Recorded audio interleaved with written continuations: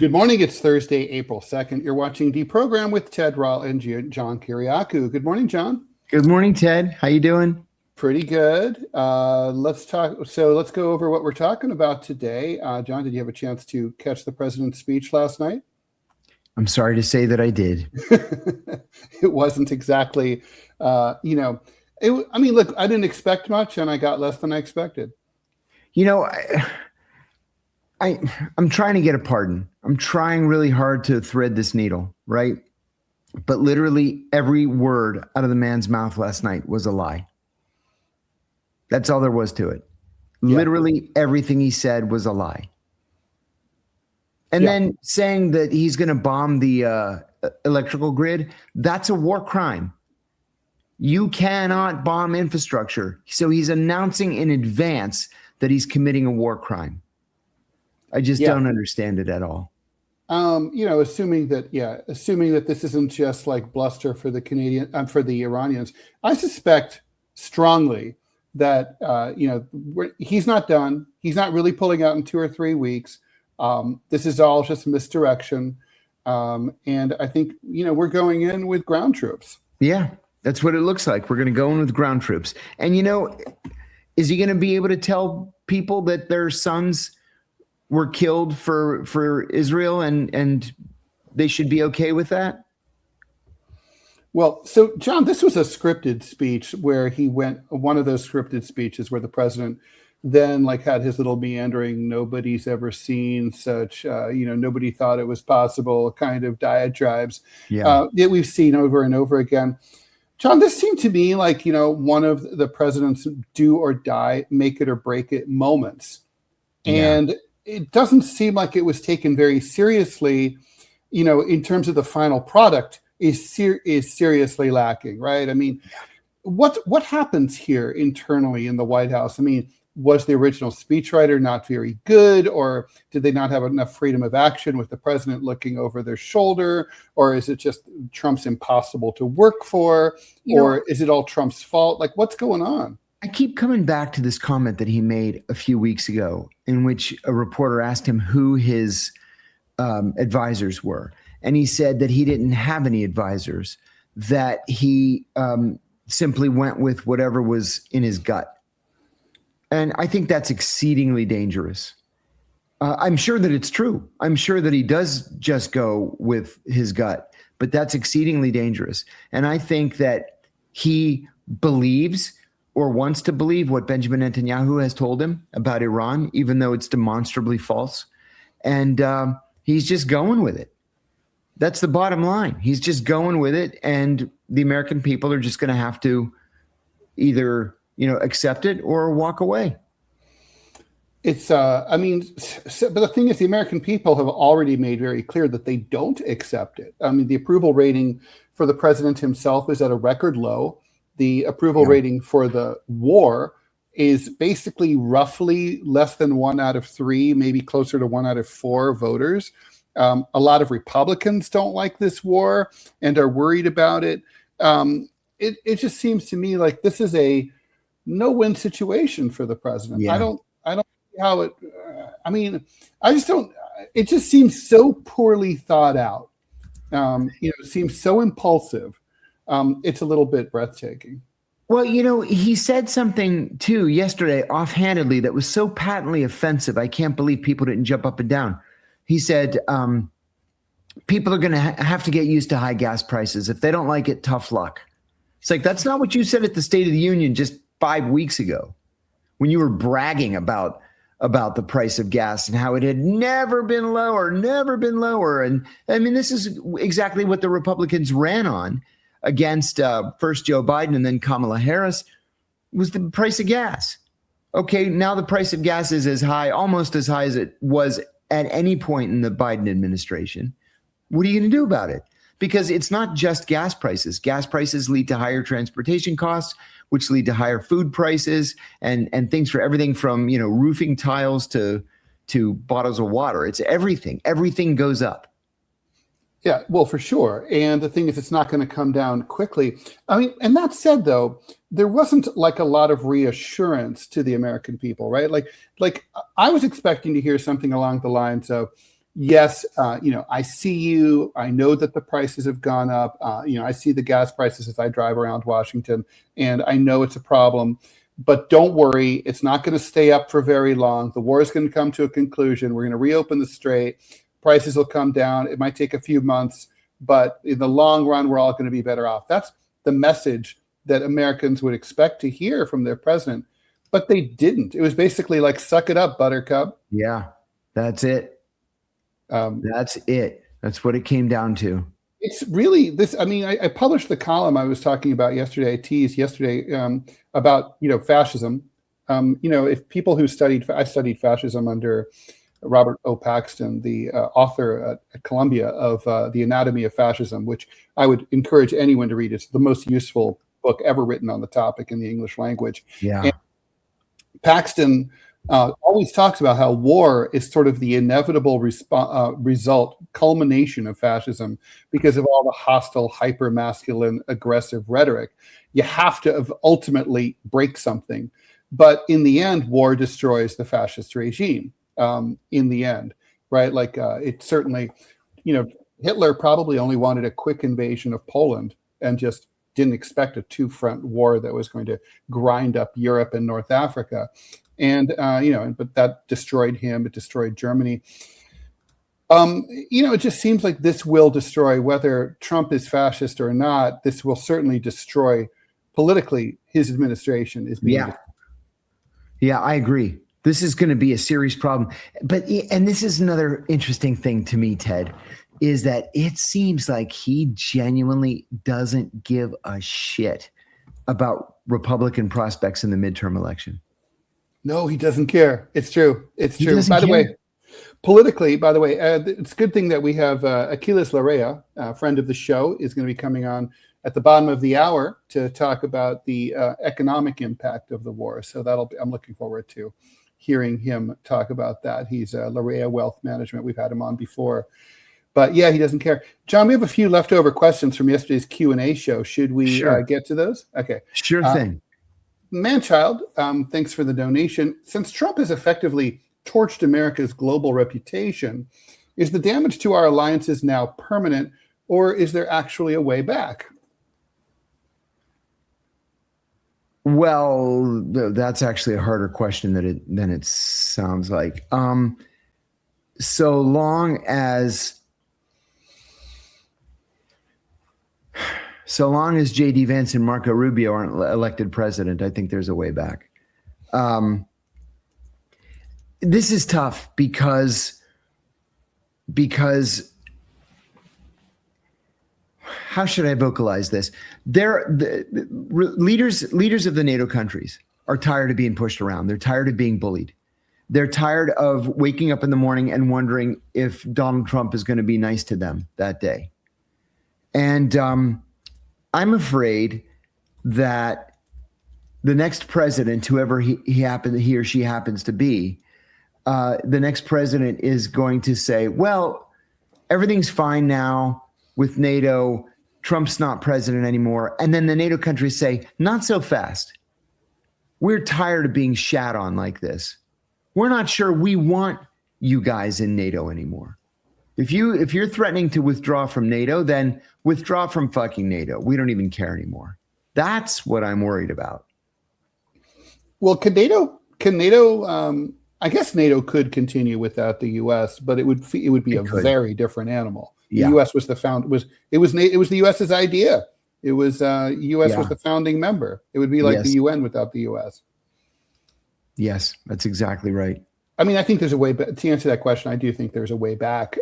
But basically, it's trust is broken in a second, and it takes a long time to build it back. And at this point, the allies feel very mistreated, and it would take a new president to say, listen, it's different now. But then, of course, the problem for them is, how do we know? We know it's different for you, with you now. Mm-hmm. But how do we know we don't get another Donald Trump? Mm-hmm. And the answer is, you don't know that.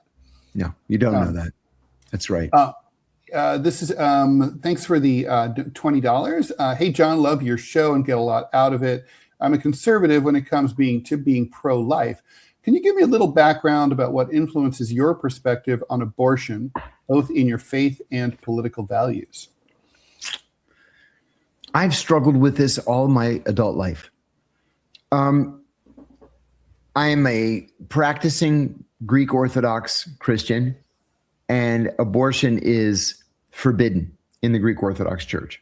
With that said, the position of the church is that while it is forbidden, it's between, the woman and her conscience, really. So there are priests who would say, oh, you're going to burn in the fires of hell. There are other priests who say, all right, well, you're forgiven. And then it's done. For me personally, I've always thought abortion is a terrible thing for me, but it's not up to me to judge other people and their decisions. I personally have always struggled with the notion that life begins at conception. I don't think it does. And everybody is free to disagree with me and condemn me and do whatever you want. But I just always felt that this was just an issue that wasn't up to me. And so, I always thought if you're against abortion, then don't get an abortion. But it shouldn't be up to you if the person next to you wants an abortion. That's always been my personal position. Yeah, mine's a little different, but the question was for you, and we have a lot more questions. No, I'd like to hear it, actually. I actually do think life begins at conception. And I think that women should need and have to have the right to murder their unborn babies. It's unfortunately, and I think I would go further and say abortion should almost be sort of culturally, if not legally, but culturally mandatory for kids. Like, you're 15, you get knocked up. You really shouldn't become a mom. You're too young. But I think that it's a horrible tragedy. It is murder.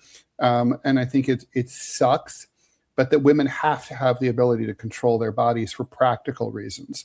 And it really, for me, it comes down to that. It's sort of like, I would make an analogy that would sound like, like I'm making light of the death of a child. I don't want to do that. But anyway, that's where I'm at.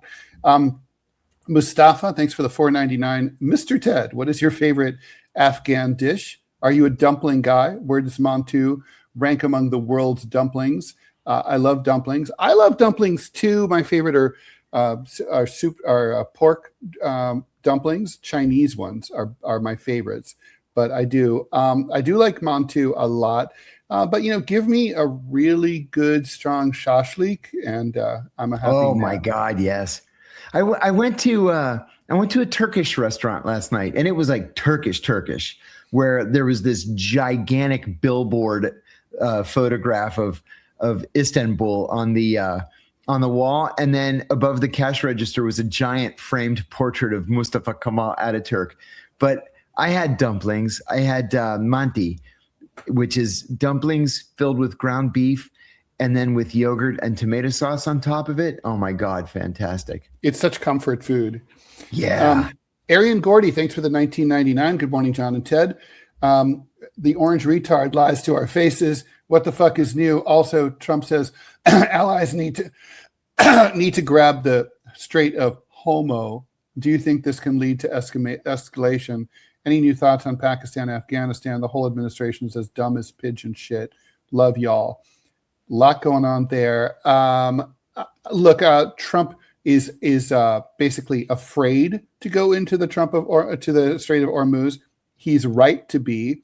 The U.S. troops would be destroyed, decimated, as we've talked about here. Mm-hmm. And in terms of Pakistan, Afghanistan, it grinds on, and no one cares. No one cares. It's true. It's not even in the news. Like you have to actually go out and search for news about it. Yeah, it's true. It's not. Yeah, it doesn't come up in your feed. No. Do you want to say any thoughts about the Strait of Hormuz?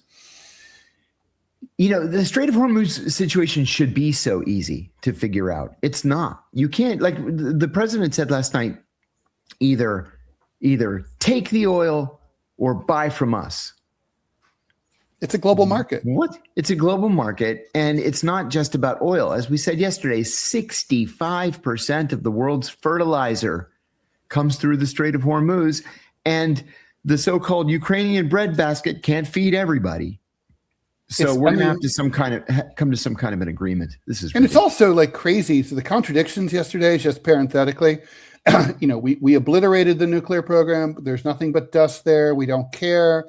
But we're going to, destroy their ability to develop nuclear weapons and shoot ICBMs at us. But you said you did that. Which is it? Starlion, thanks for the €5.99. John, you'd be better off waiting for a more honorable president. Then you can speak your mind freely. Yeah. Keep it real. Thanks for the $4.99. Good morning. Would you guys ever have Scott Ritter or Ryan Dawson on? I would. Yeah. Sure. Sure. Arian, member for a month. Just want to say thank you for the independent thoughts and media you three provide. It helps so many people, including me, find real news. Love you all. Thank you. Effie So, thanks for the donation. When Trump's Bay of Pizza is a massacre, odds that we could use a nuke? Not zero, but not high. I'm glad you said not zero. I think it's highly unlikely, but you can't say zero. And I've said before, I'll say it again. Dr. Peter Kuznick, one of the country's foremost experts on these issues and the director of the nuclear studies program at American University, says that he believes it is possible. He believes that the use of a nuclear weapon is the final taboo. Mm-hmm. And that Donald Trump is willing to consider breaking that taboo so that future presidents don't feel constrained about using nuclear weapons. It's a final taboo for a reason. Santos, thanks for the donation. Any comments on the viral video on Instagram from Scott Ritter's interview where he calls this intervention the most criminal war plan in history? I got to say, having watched this stuff for 35 years, I've never seen something so poorly designed, so poorly thought out, so poorly considered ever. And so big. Yeah. Effie, so have you seen Kurt Metzger's Seinfeld Epstein series? Lex Wexner as a gremlin Yoda is hilarious. I haven't seen that. I've been obsessed with the Chinese and Iranian propaganda videos. Splest, thanks for the 1999. My son Maxie is in 5th grade. He donated his allowance to ask you this question on the live stream. Oh my gosh. Should American tourists worry about terrorism by Iran when traveling internationally because of the war? Probably yes. Yeah. The Iranians, listen, I'm going to take shit from people that I'm close to for saying this. So, Azita, I'm sorry. I just have to call this like it is. Do the Iranians engage in terrorism? Of course they do. And they have for decades. They don't do it all the time. They don't do it as a matter of practice. They do it when they believe that they've been wronged. And right now they believe they've been wronged. And so does that mean that American tourists overseas are in danger? Sure, it does. I think it's unlikely, but it's possible. Yeah, I mean, you're individual. I always say, like, for example, how dangerous is a city? Well, it's basically what are your per capita chances of being attacked or mugged or killed or whatever. And those chances as a tourist are good. You're probably not going to be. You go to Italy or whatever, nothing's going to happen. Almost certainly 99.99999%, but it's not zero. And those odds are a little higher than they used to be. Effie, so which Disney princess do you think do you see Lindsey Graham as? Oh my God. Have you seen the memes from Lindsey Graham? Oh my God, they're so funny. He said he was out shooting clays in whatever it was, Henderson County. Life doesn't get any better than this, but then people have superimposed instead of his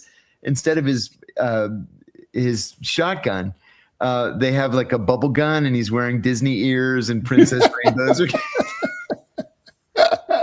It's classic. That Kiwi, hey guys, genuine question. Do you think that deep down Trump regrets starting the war? Big fan of the show. Much love from New Zealand. Hashtag pardon John. Thank you. You know, I think some part of him does. Maybe not all of him, but I mean, he's got to be having doubts. He's got to be. I mean, I understand the arrogance. I really do. Every president is arrogant. But you've got to be thinking, that damn Netanyahu duped me. Yeah, got to be thinking that.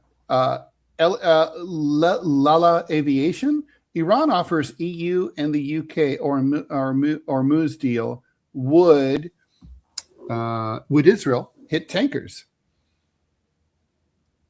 Yeah, I think so. Wow. I do. I think so. I think that all the rules of warfare have been cast off to the side. Unlikely Utopia, thanks for the donation. So sad that this is John's last episode of DeProgram. We will be talking about that at the end of the show. But wishing you the best in your future endeavors, though, John. Thank you. Yes, that is. Thank you. That's the same from me. The show will go on without John starting tomorrow. Hopefully, you guys will stick around. Jiri Enjoyer, $4.99. Hey, fellas, I've seen reports of Chechen fighters saying they would back up Iran in case of an American ground invasion. Was wondering your thoughts on this. I don't know. I mean, Chechens are. John Keegan, the neocon historian, described Chechens as the most ferocious warriors in the history of mankind. From my own experience, having captured Chechen fighters with these two hands, they are the most vicious, the most violent, and I'll use that word, the most ferocious fighters I've ever encountered. If Al-Qaeda had been made up only of Chechens, we'd have lost. By the way, speaking of Al-Qaeda, did you take note of the president's speech yesterday, in which I was meaning to ask you about this? He blamed the bombing of the USS Cole on Iran. Now, I remember that being Al-Qaeda. Yeah, then somebody should release the Al-Qaeda prisoners at Guantanamo that we have for bombing the USS Cole. Who writes these speeches? See, I think he just wings it. I really do. I really do. So would the Chechens make a difference? I mean, geographically, the Chechens aren't in a great position. They've got a lot of Russia separating them from Iran. Yeah. I don't know what they could do, really, except for moral support. What do you think? I think that's pretty much it. James that's Kelly? all they could do. I mean, where else? Where are they going to go?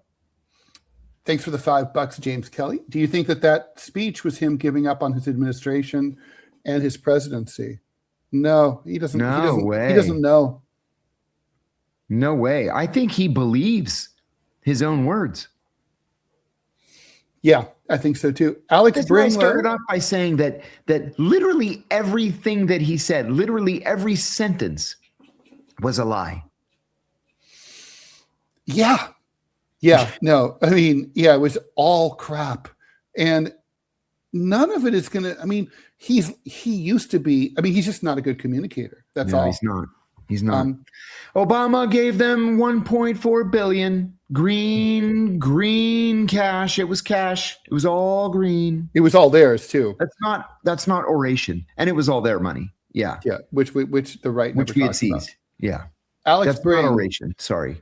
Thanks for the £4.99. Sorry, just I'm aware of Achilles coming on in a few minutes. Ted, do you still do daily cartoons? Ever considered a daily DeProgram cartoon? Boy, that would be a lot of work.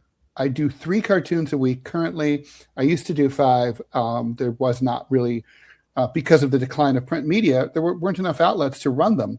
I would definitely consider a daily cartoon, especially if there were a way for AI to animate them quickly, because people like the moving ones more. But I currently don't have any such plans. But if I felt like there was demand or someone wanted to pay for them, I would do it. John, hey guys, John, is this your final episode on the show? Don't go. Yes, sorry. Yes, but listen, it's my final episode as a co-host with Ted. But Ted and I are buddies, and I'll be back as a guest. Yeah, which we're looking forward to. And basically what we're going to do is try out. We're going to find no one could really replace John, but we will get a new co-host who will sit in the John chair.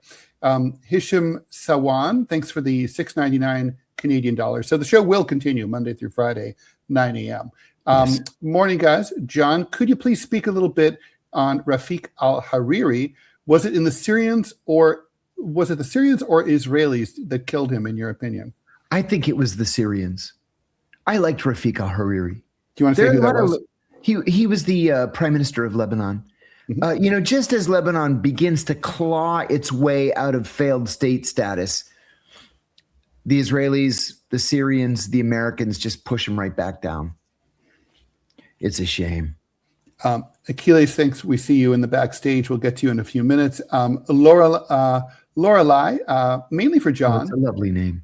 What are your thoughts on Bustamante's plan to change his appearance and identity and hide in another country? It seems very different from having an extra place in Athens. Right? So he cut his hair recently, but he cut his hair because he's hosting a show at the Discovery Channel, and the president of Discovery told him he looked ridiculous. So he had to cut his hair. But this whole notion, listen, if you're gonna change your appearance and don't tell anyone, and take your wife and kids and run away and hide in another country, don't announce it on national television in advance. Ridiculous. It's this constant struggle to remain relevant. Boy Ali, thanks for the £5. International law and the organizations around it, e.g. the UN, are at an all-time low. True. Do you think we'll look back on Gaza as the new Manchuria moment? Yeah. Gaza is a real trough for the international community. We did nothing. Literally nothing to help any human beings. Matrix escaped. Hey John, big fan. Just ordered some Chinese boneless spare ribs. Excited. Mr. Kiriakou, thanks for that. By the way, this is from I Love Superman. Thanks for the $20 Australian. Huge fan of your work. This is for you, John. Praying for your pardon. I've always been curious about how we can separate freedom fighters and terrorists. Many attacks carried out by terrorists are called heroic when done by others. I draw the line at the targeting of civilians. The targeting of civilians for political purposes. I'm engaged in kind of a friendly debate in email with one of our viewers who every time I say that I believe Hamas can be considered a terrorist group, he emails me and objects, which is perfectly fine. That's what a healthy debate is all about. But I believe that if a group specifically targets civilians, specifically targets non-combatants, that's an act of terrorism. That's why I believe the IDF is a terrorist organization. I agree with that. Yeah. And I guess the U.S. Air Force at this point, because of, we target. Exactly. Yeah, no, I agree. And that's resistance organizations don't target civilians, and they're very, very sad if they kill a civilian accidentally. Mm-hmm. Meow meow. This is crazy. Spell iCup. I don't know what that means. Oh, my dad. Oh, my God. When I was a little kid, my dad used to say that terrible joke. What does it mean? ICUP. Oh, brother. Okay. Soden, thanks for the 1999. John, where are you going? Robbie, you're starting a podcast with Reza and Brennan. LOL, JK. Fair winds and following seas, my brother. Ted, we go this to you're the captain now, Somali voice. Hilarious. Yes, I'm the captain now. We have Achilles waiting. We're gonna take care. Let's do Achilles, and we'll fill everyone in after that toward the end of the show. Okay. The news comes first, always. Okay, so without any further ado, joining us here to discuss the economic implications of the war in the Middle East is Achilles Larrea. He's the head of Larrea Wealth Management in New York City. Achilles, as always, thanks for joining us. Thanks, Ted. Nice to see you, John. I hope everything's going well with you both. Thank you. Welcome back. You guys, Hey, it's a you pleasure guys to buy the have same shirt? Is it what's going on? It's a good Don't be shirt. jealous. Don't be jealous, Ted. I am jealous. I'm going to run out to the store immediately after this. Okay, so Achilles, it's great to see you. So, look, obviously you've been following. You follow the markets. That's your job. My first question is: Are oil's futures traders incredibly stupid and naive to believe anything that Donald Trump has to say? I mean, he'll say, "Well, we're going to get out of the war. The oil prices go down, stock market goes up." Then he say, "Well, then there's something that seems like it's going to be prolonged. It goes the other way." I mean, aren't these people supposed to be making decisions based on what they personally believe is likely to happen? They trade on information, guys. What you see happening right now, they saw a while ago that could have happened. So you place bets on it. And you place those bets in the hope that that happens. If it doesn't happen, you hedge your bet and you get yourself out of that position. But if it takes off, I mean, if you look at, there was one of the hedge funds, they were talking this morning in the journal, up 31% just in a Wow. very short period of time. All right. And this is not unusual. This is something I see all the time, with traders, that there is a reason why they make so much money on a personal and on a entrepreneurial basis, because you are risking capital every single day of your life. Kind of like that live by the sword, die by the sword. I think John could Mhm. appreciate this. Oh my Uh, God, yes. so going back to what we're talking about, it is not oil's at 110 or so a barrel right now. It's not the now that they were focusing in on. It was back when oil was 70 plus bucks, and that's when you needed to be in. So people Right. who are trying to hedge this right now, you're kind of a Johnny come lately. If you're an investor, you're like, hey, I'll get into oil now, and let Well, me make some bucks. Yeah, you might make a little bit. You might make your 2-3%, but you're not going to make 30%. may I ask you Where about that, Achilles? Yeah, absolutely. If there are hedge funds and where this is all that they do, but we're in this odd position now where gold and silver and copper, frankly, are at all-time highs or near all-time highs. Crypto is flat and people don't fully trust it. We've missed the oil run-up, as you just said. I totally, completely agree. So then in a situation like that where you can't even trust bonds, what's the hedge? Where would hedge investors go in an odd economic, like global economic situation like this? John, I think that we're two factors short of a black swan event where nothing works. But I will tell you this: anything that's blue chip, and you got $150 billion in capitalization, Mhm. gives you options. And those are the kind of companies that we're owning right now. We're going in and saying, we're not afraid to get back in the market. Uh-huh. I've been buying the last few days for my clients, and I'm not afraid to go back in. We're not making huge bets here because that's not the way I operate. Right. But if I'm adding, say I add 1.5 to 1.8% into another position or a position we already own, that's not a terrible thing.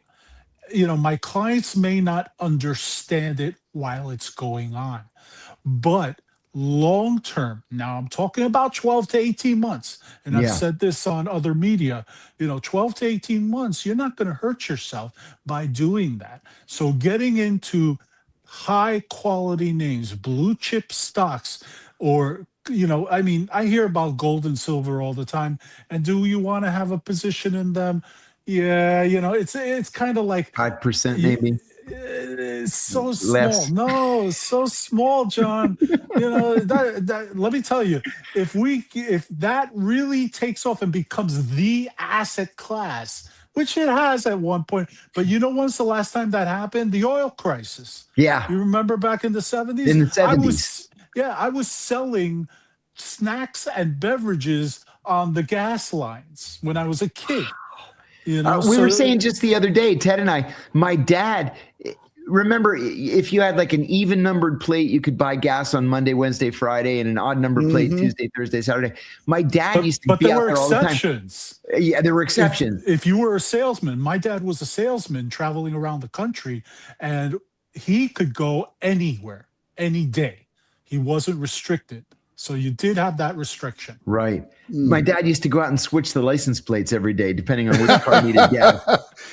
Your dad has my soul. When I had a car my first year in college in New York, and I got tired of alternate side of the street parking, so I stole someone else's license plates whenever I wanted to just park wherever I wanted to park, and then take the ticket, throw the ticket in the back seat, and just ignore it. Wouldn't work now. I feel bad. It was a very bad thing to do because someone got my tickets. Ted was a rebel. I was an asshole.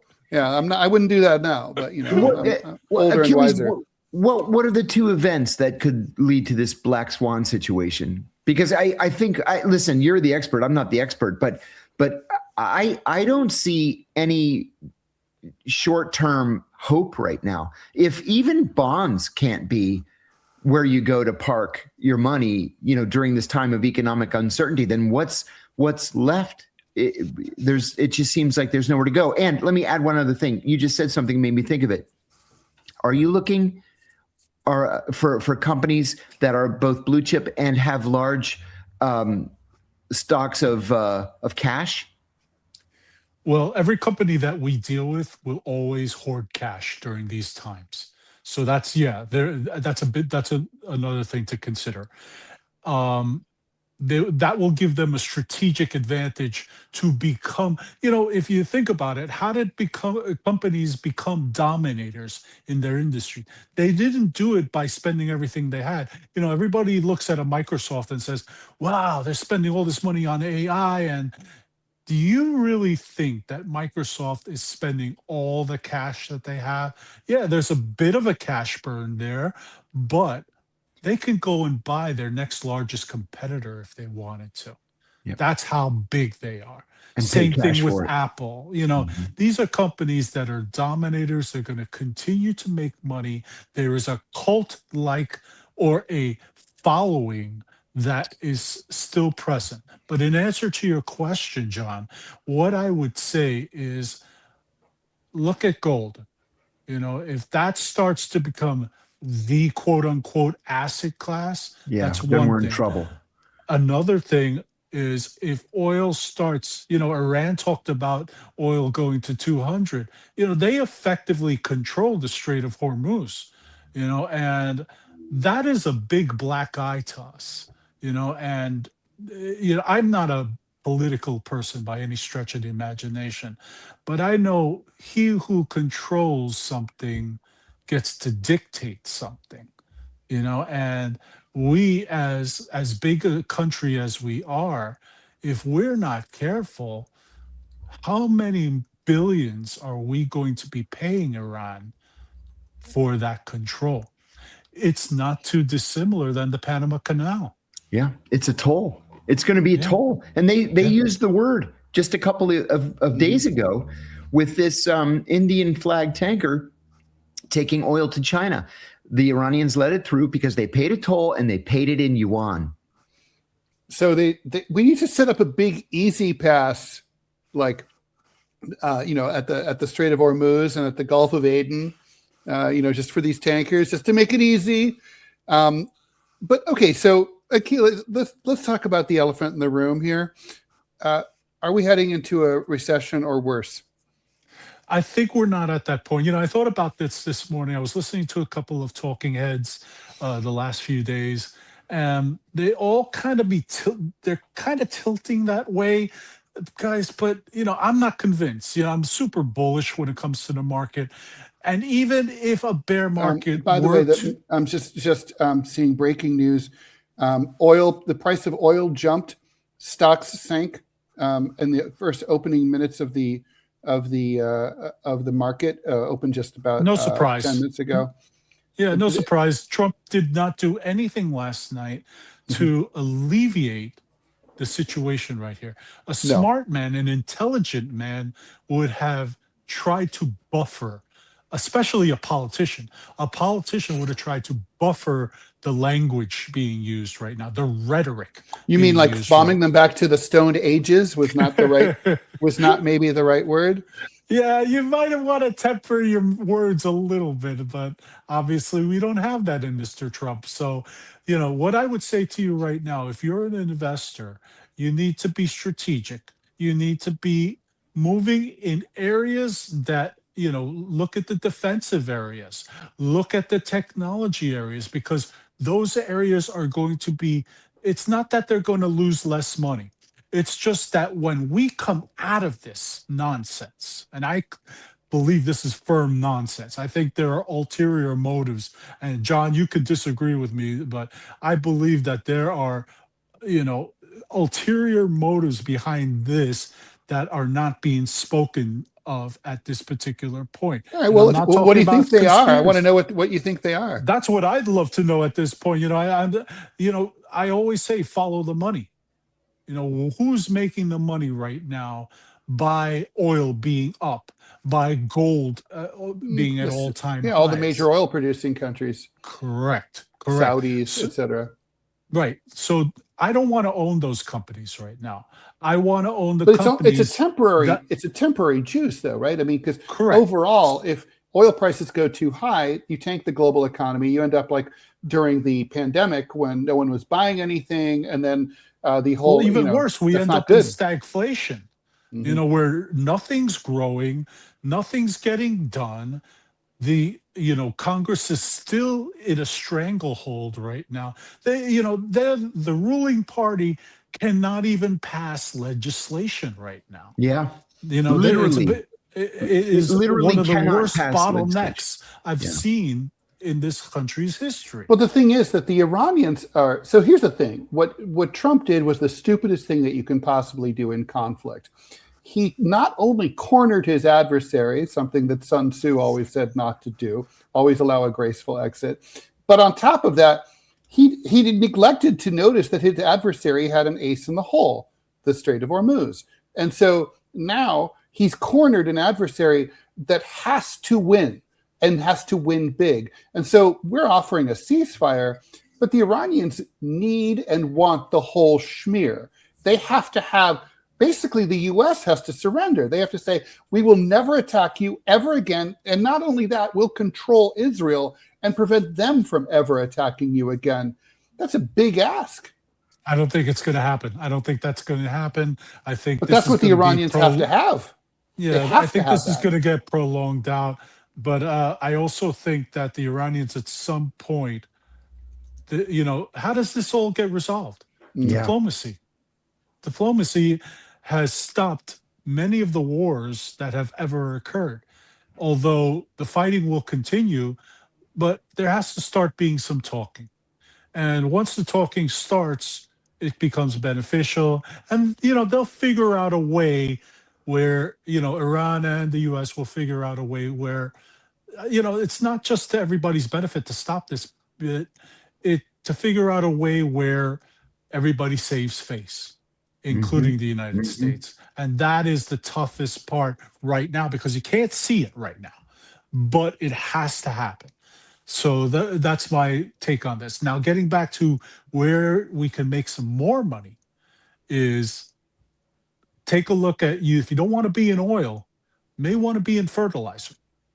There are a lot of companies, fertilizer, plastics are all derivatives of oil. So you want to have your hand in that. You don't want to be in the oil bucket or barrel. So you're saying the shit is the shit. The shit is the shit. But Achilles, like we've got to leave it there and because we always enjoy having you on. This show My will go pleasure. on and we'll have you back for sure. Thanks, Achilles. It's Achilles Thank you. Larea, Thank you. CEO of Achilles Wealth of Larea Wealth Management. My apologies, in New York City, and always enjoy his insights. Okay, so John, we have a bunch of questions, and of course, people want answers to where you're going. So we'll be getting into all that. And I want to just answer personally one question here. Kobe I would like Ted to explain why his son, all caps, will never go into the military. Well, he might. It's up to him. But other kids must to make make up for his fortunate son, or just no military at all. Ted, don't you just love it when people think they know? I know, it's lovely. First of all, I can't control my son. He's a fucking grown ass man. He's almost 22 years old. If he wants to join the military, I can't stop him. Doesn't he live off the giant trust fund that you have? Yeah, exactly. The giant cash flow that is Rawl Corp. No, I mean, so look, I don't want him to join the military. I want to be very clear. I don't want anyone to join the military, and no one else must, because it's a volunteer military. So there is no must. Nobody has to join the military. Now, if there's a draft, we can have a different discussion, but that's my answer to that question. Right. Okay. You know, my son flirted with the idea of joining Air Force ROTC. And I told him, it's totally up to him. Mm-hmm. I wouldn't do it, only because I don't trust the country's leadership, whether it's a Democrat or a Republican. Precisely. And I said, you don't, his mother does quite well. I said, you don't need the scholarship money or whatever they call it. I wouldn't do it. And then he sort of just dropped the idea.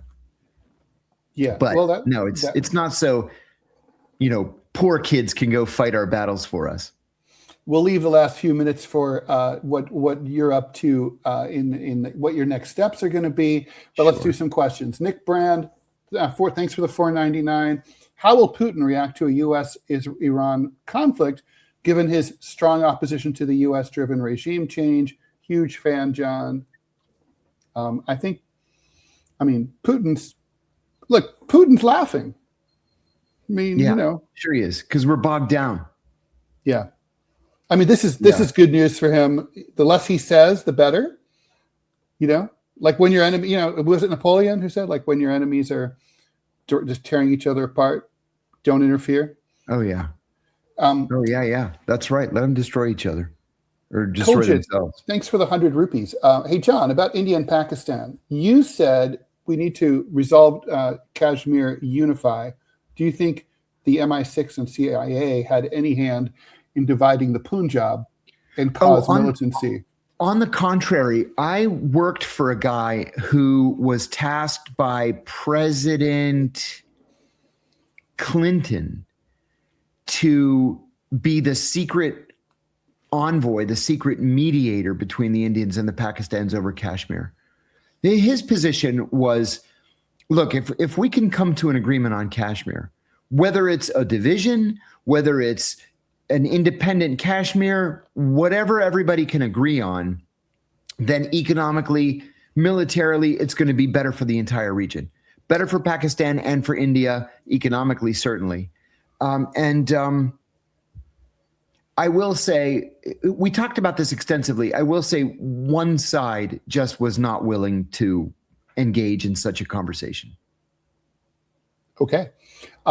Melissa, thanks for the very generous $100 donation. This is just my small token of appreciation. This podcast is part of my workday morning routine, and hopefully it will continue to be. The OG, thanks for the donation. Love y'all. Watch every morning religiously. Do you think the 250th anniversary celebrations in D.C. will be dangerous? Well, there will be. It will be to the cage match fighters on the White House lawn. Quite literally, cage match on the White House lawn. Classy, a KLASSIE, or targeted by our adversaries. I actually don't. We Americans always think that, like, these, it's like Hollywood, right? Like there's going to be a big event, and no. I don't think so. It's like it would be, if you're looking to attack the United States, you want to come when they don't see you coming, on a clear Tuesday morning, on a nondescript day. You know what I mean? Yeah. Boy, do I. Thanks very much, Sir Charles, for joining the show, subscribing. Seaboat, thanks for the $10. Lyft driver here. One passenger said nothing all ride, then reported me for listening to your podcast as anti-Semitic. What the fuck? What? How can we encourage debate when criticisms of Israel get labeled anti-Semitism? First of all, I want to say I am so sorry. I hear that. personally apologize to you for this happening. If there's That was anything I undeserved. can do, like to write a letter, email, whatever, Wow. I will do that. And I mean,